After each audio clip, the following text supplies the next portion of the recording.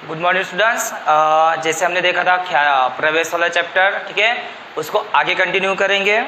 प्रवेश वाले चैप्टर पे अपने पास उदाहरण नंबर 22, ठीक है, उदाहरण नंबर 22 से हम स्टार्ट करेंगे। सर सवाल करना कैसा है, प्रवेश वाले चैप्टर में पहले देख लेंगे, फिर से रिवाइज बता देता हूँ। प्रवेश वाले चैप्टर में करना है क्या, हमें जो पुरानी ख्याति होगी, पुरानी ख्याति पुराने साझेदारों में पुराने प्रमाण में बटेगा, ठीक है। जो पॉइंट आपको बताया था वही पॉइंट एक बार रिवाइज कर दूं। पुरानी ख्याति पुराने साझेदारों में पुराने प्रमाण में बांटी जाएगी। जो अनामतें हमारे पास है, ठीक है, जितनी भी अनामतें होंगी और अनामतें पुराने साझेदारों में लाभ हानि के प्रमाण में हम बांट देंगे। जितनी भी अनामतें हमारे पास होगी, अनामतों की तरफ क्या बटेगा हमारे पास, अवास्तविक संपत्ति। जितनी भी अवास्तविक संपत्ति हमारे पास थी होगी, अनामतों की तरह उसे भी हम क्या कर देंगे, बांट देंगे, ठीक है। पुरानी ख्याति पुराने साधारण में बांटेंगे सर। फिर जो नई ख्याति होती है, नई ख्याति हमेशा बढ़ती है त्याग के प्रमाण में, ठीक है, ध्यान रखना। नई ख्याति को हमें बांटना है त्याग के प्रमाण में, और त्याग का प्रमाण का सूत्र, ठीक है, जो आपने देखा उस हिसाब से लगेगा।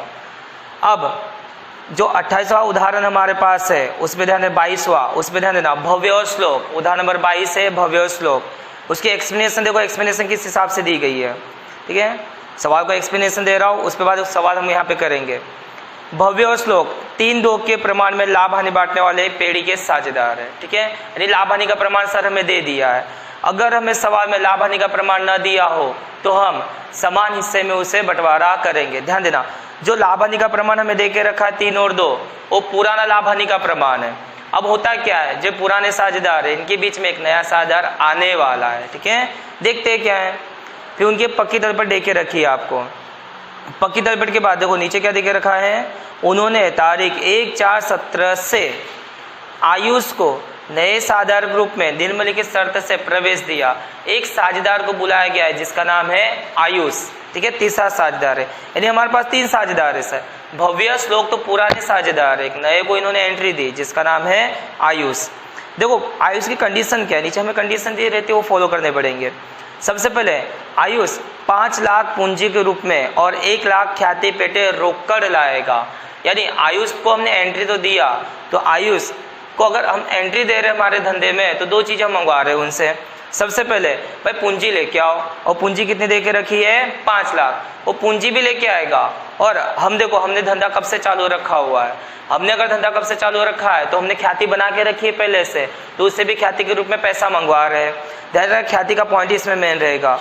और ख्याति के रूप में कितना मंगवा रहे हैं, 1 लाख रुपया। यानी उसे 2 चीजें लानी है, पूंजी भी लानी और ख्याति भी लानी है। अभी ख्याति होगी, देखो उसकी जो पूंजी आएगी वो धंधे में रहेगी, लेकिन वो जो ख्याति लाएगा पुराने जो साझेदार है वो बांट लेंगे। ये जो ख्याति यहाँ पे दी गई वो नई ख्याति जिसे कहते हैं, अभी अभी आ रही नया साझेदार लेके आएगा, इसको ही कहते हैं नई ख्याति। और नई ख्याति बटेगी त्याग के प्रमाण में, यानी इस 1 लाख को हमें त्याग के प्रमाण में बांटना पड़ेगा।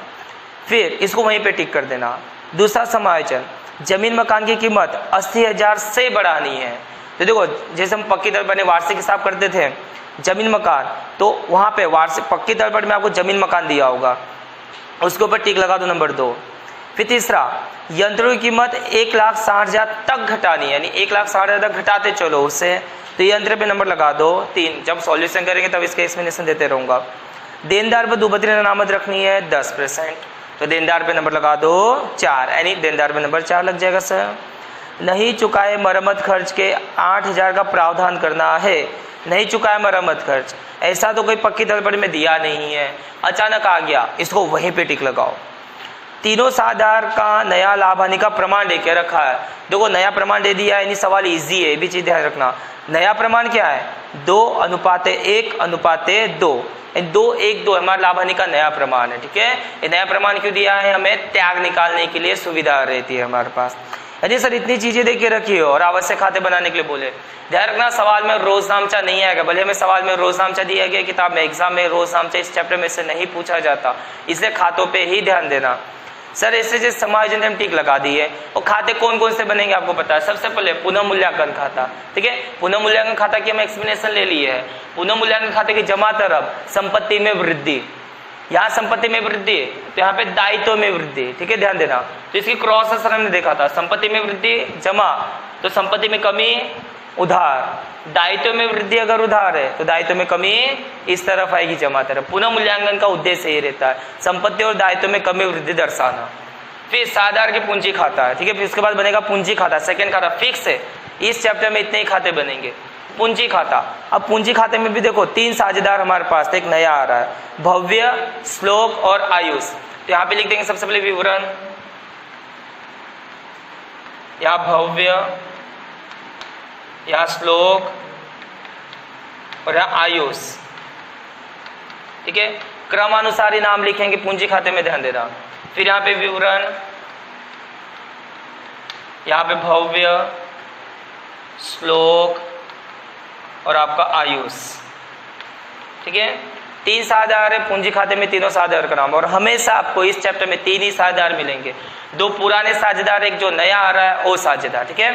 फिर आपको बनाना है खाता बैंक, रोकड़ ऑब्लिक बैंक खाता, ठीक है। एक खाता भी कंपलसरी बनाना है। किताब में बहुत चीजें शॉर्टकट की गई है, बैंक को डायरेक्ट लिखा, लेकिन हम ऐसा नहीं करेंगे, ठीक है। ध्यान देना, हमें रोकड़ ऑब्लिक बैंक खाता कंपलसरी बनाना है। फिर उसके बाद एक पक्की तलपट, नई पक्की तलपट। और पक्की तलपट में आपको पता है क्या होता है, इस तरफ होता है पूंजी देना, फिर रकम, और इधर होता है संपत्ति लेना और रकम, ठीक है। इतने कॉलम हमारे बनेंगे। अभी तक हमने समायोजन की ठीक लगा दी और कॉलम बना दिए। अब स्टार्ट करते हैं सवाल को।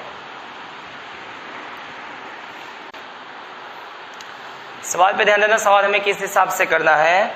सबसे पहले जो पक्की तलपट है उसकी कुछ शेष हमें लिखनी पड़ेगी। जैसे कि देखो पक्की तलपट में आपको देखे रखा है पूंजी दायित्व, तो जो हमारे पास सवाल है उसमें भव्य श्लोक की पूंजी देके रखी है 4 लाख और 3 लाख।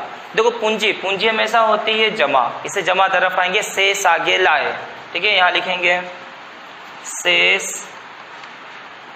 आगे लाए, ठीक है। भव्य और श्लोक के में दिए, भव्य की 4 लाख, श्लोक के 3 लाख। तो यहाँ पे लिख देंगे भव्य में 4 लाख और श्लोक में 3 लाख। ध्यान देना, भव्य में 4 लाख और श्लोक में 3 लाख। आयुष में क्यों नहीं, क्योंकि आयुष के पास स्टार्टिंग में कोई पूंजी नहीं थी, देखिए हमने पक्की तलपट में से यहाँ पे लेके रखी है। सब समायोजन में टिक लगा चुके हैं सर। अब फिर यहाँ से आपको लिखना है रोकड़ खाते की शेष। ध्यान देना, ये 2 चीजें हम पहले करेंगे, एक तो पूंजी की शेष लिखेंगे, फिर रोकड़। देखो रोकड़ है अपनी संपत्ति, और संपत्ति में ऐसा कह रहे थे उधार, इससे हम संपत्ति रोकड़ खाते के उधार तरफ आएंगे और लिखेंगे शेष आगे लाए, शेष आगे लाए, ठीक है। ये चीजें ध्यान देना। और इसकी रोकड़ कितनी देके रखी हमें 50,000, तो शेष आगे लाए यहाँ लिख देंगे 50,000। सबसे पहले हमें पूंजी की शेष और रोकड़ की शेष लिखनी है। पूंजी जमा होती है जमा तरफ, और रोकड़ संपत्ति होती है रोकड़ तरफ। हमने यहाँ से उठाई। अब देखो करना क्या है, सबसे पहले हम निपटाएंगे इसके समायोजन। तो सबसे पहले आपके पास समायोजन नंबर 1, ठीक है, उस पर ध्यान देना, हर समायोजन को बारीकी से समझना। आयुष 5 लाख पूंजी, यानी आयुष 2 चीजें ला रहा था सर, एक पूंजी लेके आ रहा है और दूसरा ला रहा है ख्याति। तो पूंजी ला रहा है, तो देखो पूंजी के रूप में क्या लेके आ रहा है रोकड़, ये हमारे पास रोकड़ खाता। देखो किसी भी कारण से रोकड़ में वृद्धि हो तो हम लिखेंगे उधार तरफ, क्योंकि पैसा बढ़ जाएगा। किसी भी कारण से रोकड़ में वृद्धि हो तो हम कहाँ लिखेंगे उधार तरफ। अब आयुष पूंजी के रूप में पैसा लेके आ रहा है, इसे किस तरफ लिखेंगे यहाँ पे उधार। पैसा बढ़ जाएगा गले में, देखो पहले 50,000 था, अब बढ़ने वाला है क्योंकि आयुष पैसा ला रहा है धंधे में। कितना पैसे लेके आ रहा है वो 5 लाख। चलो आ जाओ रोकड़ खाते के उधार तरफ, वो लिख दो यहाँ पे आयुष के पूंजी खाते, आयुष के पूंजी खाते। चलो आयुष कितना लेके आया 5 लाख, तो यहाँ पे 5 लाख, ठीक है। अगर रकम नहीं दिखी किसी कारण से, वीडियो में कनेक्टिविटी नहीं हो, तो मैं बोल भी रहा हूँ 5 लाख, उस पर ध्यान देना, सवाल देखते चलना। अब सर समायोजन की होती है 2 असर, एक तो रोकड़ में वृद्धि हुई, ठीक है, आयुष लेके आया, इसलिए आयुष के पूंजी खाते में क्रॉस असर देंगे। तो आ जाओ पूंजी खाते में, देखो यहाँ पे लिखा उधार, तो आ जाएंगे जमा तरफ। यहाँ पे किस खाते से आ रहे, रोकड़ ऑब्लिक बैंक, इसलिए यहाँ पे लिख देंगे रोकड़ ऑब्लिक बैंक खाते, या बैंक खाते लिखो फिर भी चलेगा। तो आयुष को पकड़ो और आयुष में लिख दो यहाँ पे 5 लाख, बाकी दोनों में डैश, भव्य श्लोक में डैश आ जाएगा क्योंकि यही पैसा लेके आ रहा है। देखो समायोजन की 2 असर हम कर दिया, पैसा आया, बैंक में वृद्धि, क्रॉस असर यहाँ पे हमने दे दिया। फिर दूसरा है सर ख्याति पेटे 1 लाख रुपया रोकड़ लाएगा। ख्याति ला रहा है, देखो रोकड़ आएगी यानी ख्याति के रूप में पैसा तो आ रहा है, इसे पैसा आ रहा है कहाँ लिख दूंगा, बैंक खाते के उधार तरफ। लेकिन देखो ये नई ख्याति है, नई ख्याति को लिखा जाता है ख्याति प्रीमियम, ठीक है, ये ध्यान देना, नई ख्याति को लिखा जाता है ख्याति प्रीमियम खाते, इसलिए यहाँ पे हम नाम लिखेंगे ख्याति का प्रीमियम खाता। ये फिक्स है, नई ख्याति को इसी नाम से लिखा जाता है ख्याति का प्रीमियम खाता, ठीक है, ख्याति का प्रीमियम खाता। अब वो ख्याति के रूप में कितना लेके आया, 1 लाख, तो देखो मेरा 1 लाख रुपया बढ़ जाएगा, 1 लाख रुपये मेरे धंधे में आ रहे हैं। अब इस 1 लाख को पुराने साझेदार ले लेंगे, पुराने साझेदार यानी भव्य श्लोक, देखो भव्य श्लोक लेंगे इसलिए पूंजी खाते के जमा तरफ आएंगे, ये उधार तो जमा तरफ एंट्री। अब जमा तरफ भले हम रोकड़ ऑब्लिक बैंक से आ रहे हैं, लेकिन ये ख्याति, नई ख्याति को ख्याति का प्रीमियम खाता ही लिखा जाएगा। यहाँ पे भी ख्याति का प्रीमियम खाता, यहाँ पे भी ख्याति का प्रीमियम खाता, ठीक है, वो नाम लिखा जाएगा। आयुष में डैश, क्योंकि इसको लेने वाले पुराने साझेदार भव्य श्लोक को ही नई ख्याति का पैसा मिलेगा। अब इस 1 लाख को बांटू तो बांटू किस प्रमाण में सर, दिक्कत वहां पे आ गई। देखो नई ख्याति को हमने पढ़ा है सर, नई ख्याति किस प्रमाण में बटेगी, त्याग के प्रमाण में, तो हमें त्याग का प्रमाण निकालना पड़ेगा, ठीक है। तो चले पहले हम सबसे पहले कैलकुलेशन कर लेते हैं त्याग के प्रमाण की, त्याग का प्रमाण क्या आएगा सर, ठीक है, उसकी कैलकुलेशन करते हैं।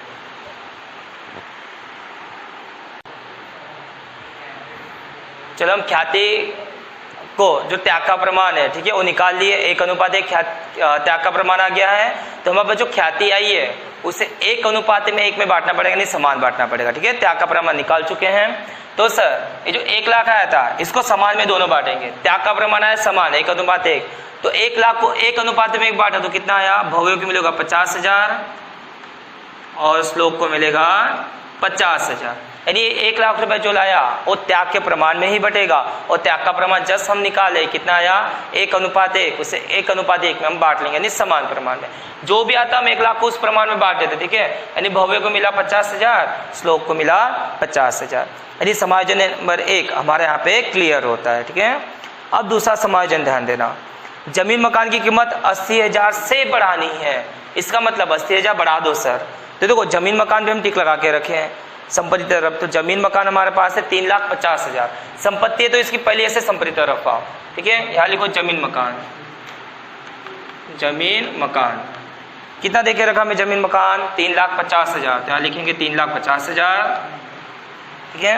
अब इसमें बोला है सर कि 80,000 से बढ़ानी है, तो 80,000 बढ़ा देते, बढ़ाने के लिए बोल रहा है तो प्लस वृद्धि,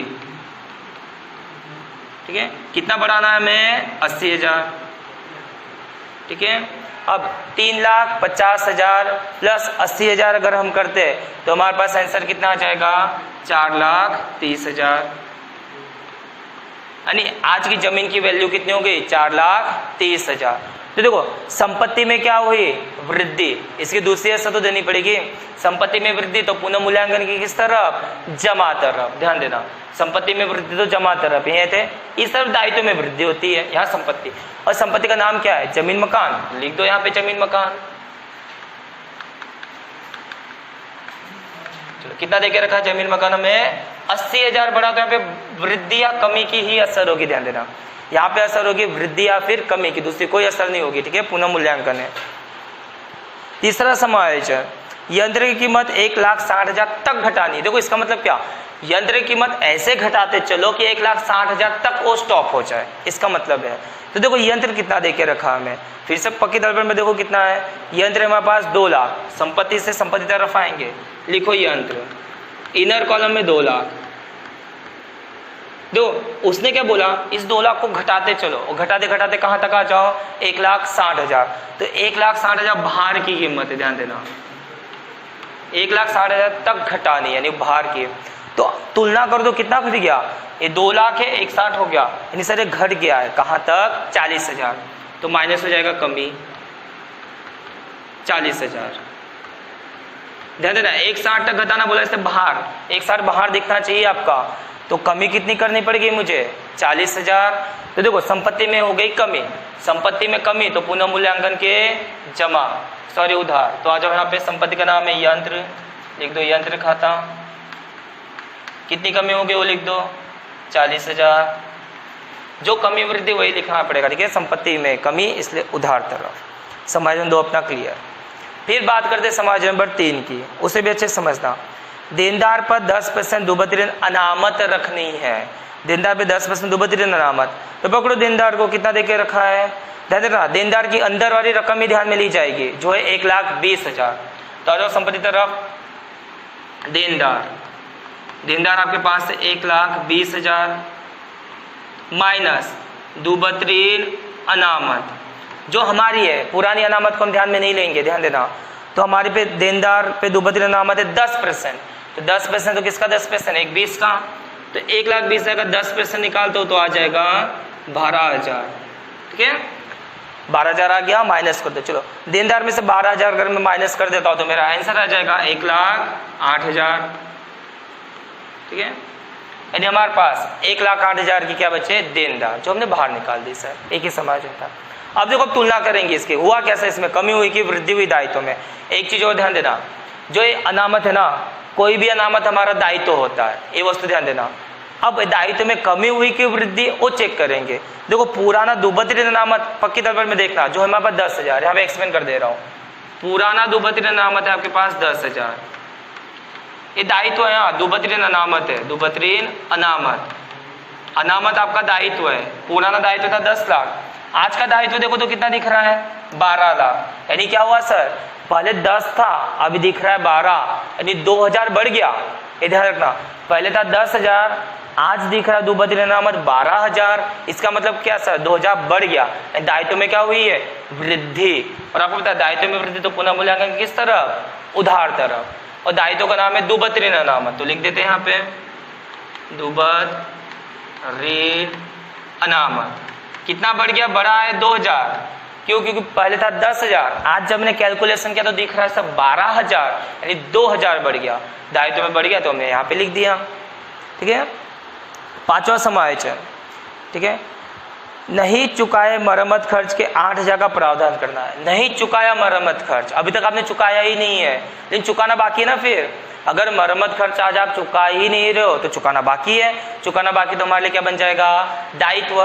देखो पहले हमारे पास ऐसा कोई दायित्व नहीं था, अचानक दायित्व में कोई वृद्धि, तो इसकी दायरे का असर करेंगे दायित्व तरफ। लेकिन यहाँ पे सबसे पहले पूंजी का फॉर्मेट बनाना पड़ेगा हमें। पूंजी तो कितने साधारण थे हमारे पास, 3, हाँ एक नया आया है, एक है भव्य, दूसरा श्लोक, और तीसरा है आयुष, ठीक है। ये पूंजी का फॉर्मेट बना देंगे। अब दायित्व अचानक बढ़ गया है, नहीं चुकाया मरम्मत खर्च, बोले तो चुकाना बाकी मरम्मत खर्च, चुकाना बाकी मरम्मत खर्च, ठीक है। चलो कितना चुकाना बाकी था, पूरा 8,000, तो यहाँ पे लिख दिया मैंने 8,000। दायित्व में अचानक वृद्धि, और आपको पता है दायित्व में 8,000 की वृद्धि हो गई सर अचानक, दायित्व में वृद्धि पुनः मूल्यांकन के उधार तरफ, और दायित्व का नाम क्या है, चुकाना बाकी मरम्मत खर्च, तो यहाँ लिख देते हैं चुकाना बाकी मरम्मत खर्च। कितना चुकाना बाकी था, पूरा 8,000। मैं यहाँ पे शॉर्टकट नाम का उपयोग कर रहा हूँ, लेकिन आपको पूरा लिखना मरम्मत खर्च है, ध्यान देना। ब्लैक बोर्ड की सीमित है, इसलिए मैंने वहाँ पे शॉर्टकट नाम का यूज किया, बाकी इसके पीछे कोई फंडामेंटल नहीं, एक्स्ट्रा दिमाग नहीं, ठीक है। चलो 5वां समायोजन से अचानक दायित्व में वृद्धि हुई, यहाँ लिखिए वहाँ लिखिए, ठीक है। 6ठा हम निपटा चुके, त्याग के प्रमाण के लिए काम आता है, इसका और कोई जरूरत नहीं है। यदि सर सभी समायोजन खत्म, सभी समायोजन खत्म होने के बाद हम लास्ट स्टेप करेंगे इसका पक्की तलपट का निपटारा, ठीक है। देखते हैं पक्की तलपट को अब कैसे निपटाना है। सभी समायोजन हम कर चुके हैं, अब लास्ट स्टेप हमारे पास क्या है, पक्की तलपट, ठीक है। तो जो सवाल में दी गई पक्की तलपट उस पर ध्यान देना। पूंजी दायित्व तरफ आ जाओ, तो पूंजी दायित्व तरफ आओ, तो मैंने पूंजी लिख चुका हूं, उसकी असर दे चुके हैं। फिर ये सामान्य अनामत, सामान्य अनामत के ऊपर कोई भी समायोजन नहीं था, तो सामान्य अनामत हम क्या करेंगे सर, बांटेंगे। देखो सामान्य अनामत कितनी देके रखी है, 90,000। एक खाते से दूसरे खाते में जाए तो कैसे असर होगी, क्रॉस असर। तो सामान्य अनामत देखो आपको एक प्रकार से उधार तरफ दिया, ये बटेगी साझेदारों में, तो उधार तरफ दिया तो साझेदार किस तरफ आएंगे, जमा तरफ। सामान्य अनामत जमा तरफ बटेगी, ठीक है, ध्यान देना। तो यहाँ पे लिख दो सामान्य अनामत। 90,000 है, बटेगा पुरानों में, कितना भी चीज होगी सब पुरानों में ही बांटी जाती, नए में कुछ नहीं आएगा। चलो 90,000 को हमें बांटना है 3:2, ठीक है। 90,000 को 3:2 में बांट दो, कितना आ गया, 3 2 5, ठीक है, शॉर्टकट बांटना, यानी 54,000, और अगर 2 में बांटू तो इसका आ जाएगा 36,000, ठीक है। यानी 90,000 को मैं 3 2 में बांटना है, 3 2 में बांट दो तो भव्य को मिला 54, श्लोक को मिला 36, ठीक है। चलो आगे बात करते हैं। कारीगर अकस्मात मुआवजा अनामत, ये भी तो अनामत है सर, ये भी तो बटेगी, सेम इसी की तरह, इस तरफ दिया उधार यानी जमा, तो कारीगर अकस्मात मुआवजा अनामत दिए 20,000, 20,000 को 3 2 में बांट देते हैं, किसके हिस्से में कितना आता है वो देखते हैं। तो 20,000 भाग्या 5 × 3 इक्वल, तो इसके हिस्से में आएगा 12,000 और इसके हिस्से में आ जाएगा 8,000, इसको डैश, क्योंकि जो भी चीज़ें बटने वाली है वो पुराने साझेदारों में ही बटेगी, ये वस्तु ध्यान देना। विनियोग अनामत, ये भी तो अनामत है, बांट देते इसको भी, ये दिया है 10,000, तो यहाँ पे विनियोग अनामत 10,000 को 3:9 में बांटो तो इसके पास आ जाएगा 6,000 और इसके हिस्से में आ जाएगा 4,000, इसको कुछ नहीं मिलेगा क्योंकि सब पुराने साझेदारों का हिस्सा है। हाँ चलो, फिर ये लेनदार, देखो लेनदार में कोई कमी वृद्धि देखने को नहीं मिली, तो लेनदार तो दायित्व है, तो दायित्व तरफ आते हैं और लिख देते सीधा लेनदार, या लिख दो लेनदार, जितनी रकम हो बैठा बाहर लिख दो, तो 1,40,000, तो लेनदार 1,40,000 मैंने लिख दिया। फिर देनी उंडी, देनी उंडी भी दायित्व है, दायित्व तरफ लिखेंगे, क्या लिखो देनी उंडी, चलो जितना दिया वो लिख दो, 60,000 तो 60,000 हो गई हमारी देनी उंडी, यानी सर दायित्व तरफ हमारा पूरा क्लियर हो चुका है। अब निपटाते संपत्ति तरफ। देखो संपत्ति में ख्याति, ये है पुरानी ख्याति, क्योंकि हमें पक्की तल पर में दी गई है सर, पुरानी ख्याति पुराने साझेदारों में, पुराने प्रमाण में, तो देखो दी गई है आपको एक प्रकार से जमा तरफ, तो पुराने साझेदार बांटेंगे तो साझेदार की किस तरफ आ जाएगी, क्रॉस सर यानी उधार, तो यहाँ पे लिख दो ख्याति, सिर्फ क्रॉस सर दे रहे हो, कुछ भी नहीं कर रहे हैं, हाँ ध्यान देना। तो ख्याति हमारे पास 1,00,000, 1,00,000 को आपको बांटना है 3:2, तो 3:2 में 1,00,000 को बांटो तो कितना आ जाएगा 60,000 और 40,000, यानी भव्य को मिलेगा 60,000, श्लोक को मिलेगा 40,000, इसको डैश, नए को कुछ भी नहीं मिलने वाला, ध्यान रखना कभी नहीं मिलेगा उसे नया, ठीक है। पुरानी ख्याति पुराने साझेदार में पुराने प्रमाण में बांट दी, नई ख्याति त्याग के प्रमाण में बांटी थी, ध्यान देना, जो 1,00,000 को बांटा था समान में। हाँ फिर जमीन मकान हम निपटा चुके हैं, यंत्र हमारा हो चुका है, स्टॉक बाकी है सर, स्टॉक में तो कोई कमी वृद्धि नहीं हुई ना, तो स्टॉक है संपत्ति, और संपत्ति तरफ है 180, लिख दो यहाँ पे स्टॉक सीधा बाहर, क्योंकि कोई कमी वृद्धि यहाँ पे हुई नहीं है हमारे पास, 1,80,000 सीधा बाहर लिख दिया सर।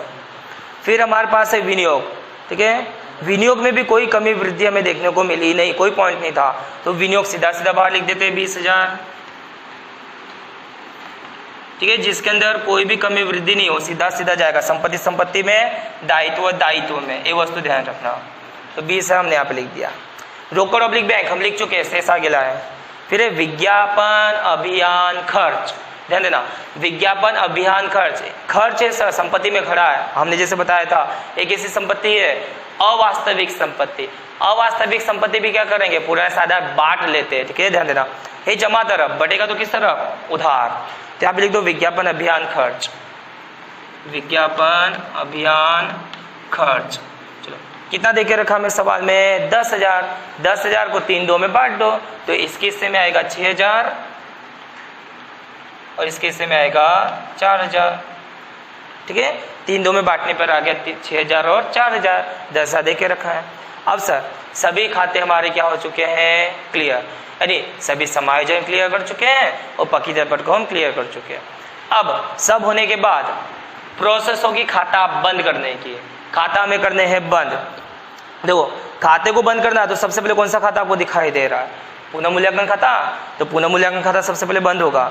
देखो इस तरफ खाता बंद करना है तो सर अब एंडिंग कर रहे खाते की, तो देखो जमा तरफ 80,000 है, उस तरफ कम दिख रहा है तो ज्यादा है 80, तो इसका टोटल 80,000 लिखा। नीचे डबल अंडरलाइन करना मत भूलना क्योंकि इसका आधा मार्क्स रहता है बोर्ड में, ठीक है। चलो 80,000, तो यहाँ पे भी टोटल 80,000, नीचे डबल अंडरलाइन। चलो 80 में से इसको माइनस करो, देखो गैपिंग कितनी है, 80 - 40 - 2 - 8, तो इसको माइनस करो तो आंसर आएगा 30,000। अब 30 इस तरफ अंतर आया, इसलिए इस तरफ बनता है, इसको क्या नाम दे देंगे, लाभ। इसको नाम देंगे लाभ। ये लाभ बटेगा पुराने साधार में भव्य और श्लोक में। तो नीचे यहाँ पे लिख दिया मैंने लाभ, यहाँ पे भव्य, यहाँ श्लोक, ठीक है। लाभ भव्य और श्लोक में बटेगा। टोटल लाभ था आपके पास 30,000।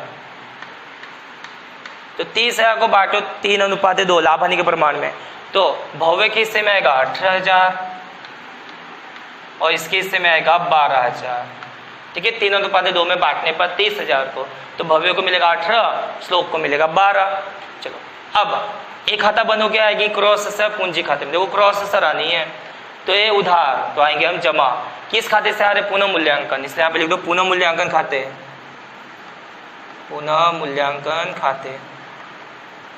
चलो भव्य का था 18, तो भव्य में 18, श्लोक में 12, तो श्लोक में 12, यहाँ पे डैश, ठीक है। पता चला किस हिसाब से की है, वैसे ही। अब सर पूंजी खाता बंद होगा, तो पूंजी खाते की टोटल की जाएगी। अभी देखो पूंजी खाता बंद होने पर ज्यादातर अंतर आपको इस तरफ ही आएगा, जमा वाला ज्यादा ही मिलेगा, उधार वाला कम। तो यहाँ पे लिख देते हैं हम शेष आगे ले गए, शेष आगे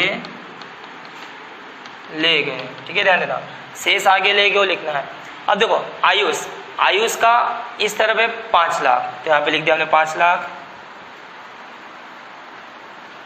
चलो आयुष, आयुष से संबंध रखना, तो इस तरफ माइनस करने जैसा कुछ नहीं, इसलिए शेष आगे ले गए मैं 5 लाख, तो टोटल भी आ जाएगा इसका 5 लाख। नीचे डबल अंडरलाइन, ठीक है, वो मत भूलना। फिर इसी तरह श्लोक का बंद करते हैं, तो श्लोक का इस तरफ आप टोटल करोगे 3,50,000, ठीक है, 36, तो आपके पास टोटल आएगा 4,10,000। चलो 4,10 में से ये 40,000 और 4,000 को हम कर देंगे माइनस, तो आपके पास आंसर आ जाएगा 3,66,000। तो यहाँ पे लिख दो 3,66,000, 66, 3,66,000। सेम प्रोसेस करनी है भव्य में, तो भव्य का इस टाइप का टोटल करो, सबको टोटल कर दो, 4,50,000, 54, 12, 6, 18, तो आपको टोटल मिलेगा 5,40,000। तो इसका टोटल आ गया 5,40,000। 5,40,000 में से 60,000 और 6,000 को कर दो माइनस, तो आपके पास आंसर आएगा 4,74,000, ठीक है। ये शेष आगे लेंगे। अब शेष आगे लेंगे तो कहाँ लिख देंगे सर, इसको भी लिखना पड़ेगा। तेरा पूंजी हमारे पास पड़ी है, पक्की तल पड़ेगी, पूंजी खाते की शेष सही लिखी जाएगी। तो भव्य के हिस्से में आया था 4,74, तो यहाँ पे लिख दो 4,74। श्लोक के हिस्से में आया 3,66, तो 3,66, और आयुष में आया 5 लाख, तो यहाँ लिख दो 5 लाख। तीनों को प्लस करके हम लिख देंगे अभी बाहर, तो तीनों को प्लस कर दो, कितना आ गया 4,74 प्लस 3,66,000 प्लस 5 लाख, टोटल आ जाएगा 13,40,000। तो बाहर चला जाएगा 13,40,000। आप लोग पर्सनली प्लस करके देखना कैसे हो रहा है क्या नहीं, ठीक है। अब लास्ट खाता बताया रोकड़ खाता। अब रोकड़ खाते को बंद करेंगे। देखो रोकड़ खाते को अगर मैं बंद करूँ सर, तो उधार तरफ ज़्यादा है, 5 लाख, 6 लाख, 6,50,000, तो टोटल है 6,50,000। तो यहाँ पे भी लिख देंगे शेष आगे ले गए, शेष आगे ले गए, कितना लिख दो, देखो अंतर कुछ भी नहीं, माइनस करने जैसा, इससे 6,50,000। चलो क्वेश्चन मार्क, ठीक है, हमने याद किया। टोटल भी आ जाएगा इसका 6,50,000। अब इसकी शेष आगे लेके रोकड़ में संपत्ति से संपत्ति तरफ लिखा जाएगा, लिख दो रोकड़ खाते। चलो रोकड़ का अंतिम शेष मेरे पास है 650, क्या लिख दिया 6,50,000, ठीक है, रोकड़ खाता पर। अब लास्ट खाता पक्की तल पर, पक्की तल पर को इक्वल करो, अगर इक्वल आ गया तो सही, नहीं आए तो गलत, ठीक है। ए भी जोड़ दो, ए भी जोड़ दो, इक्वल आना चाहिए, जोड़ के देखना किस हिसाब से हो रहा है क्या नहीं, इक्वल आ गया तो सही है, ठीक है।